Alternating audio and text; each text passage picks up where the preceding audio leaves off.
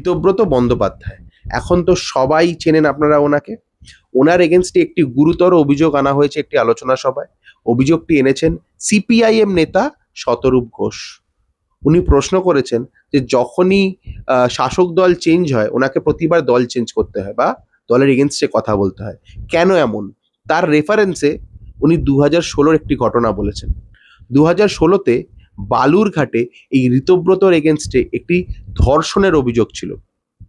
অভিযোগটি করেছিলেন এক গবেষক নম্রতা দত্ত। সেই সময় নাকি আরো মেয়ে ঘটিত অভিযোগ এসেছিল ওনাদের কাছে, কিন্তু এই নম্রতা দত্তর মতো কেউ সাহস দেখায়নি। এই নেদারল্যান্ডসের গবেষক নম্রতা দত্ত বলেছেন বিয়ের প্রতিশ্রুতি দিয়ে দেশে বিদেশে ওনার সাথে অনেকবার ধর্ষণ করেছে এই ঋতব্রত বন্দ্যোপাধ্যায়। তার অভিযোগও উনি বালুরঘাট থানায় করেছেন। তো এখন কেন এই কথাটা শতরূপ ঘোষ বলছে? কারণ কিছুদিন পর বালুরঘাটের কাঁঠালপাড়ায় এই নম্রতা দত্তর বাড়িতে তার অর্ধমৃত দেহ পাওয়া যায়।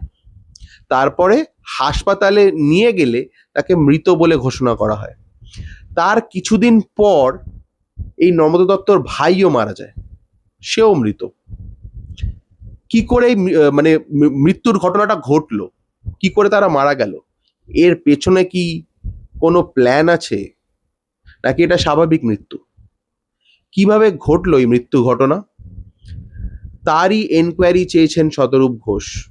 এর সাথে কি ঋতব্রত বন্দ্যোপাধ্যায়ের কোনো ডিরেক্ট যোগাযোগ আছে, নাকি এটা স্বাভাবিক মৃত্যু? তার এনকোয়ারি দৃঢ়ভাবে চেয়েছেন শতরূপ ঘোষ। আপনারা কি মনে করেন এই ঘটনার পেছনে কি ঋতব্রত বন্দ্যোপাধ্যায়ের কোনো হাত আছে? এই জন্যই কি প্রথমে সিপিআইএম সাংসদ যখন ছিলেন উনি তখন এই ঘটনাগুলো ঘটেছে? যখনই তৃণমূল আসে উনি তৃণমূলে চলে যান। তারপরে যখন আবার বিজেপি এসেছে শাসক দল হিসেবে, উনি কিন্তু তাদেরকেও সাপোর্ট করছে।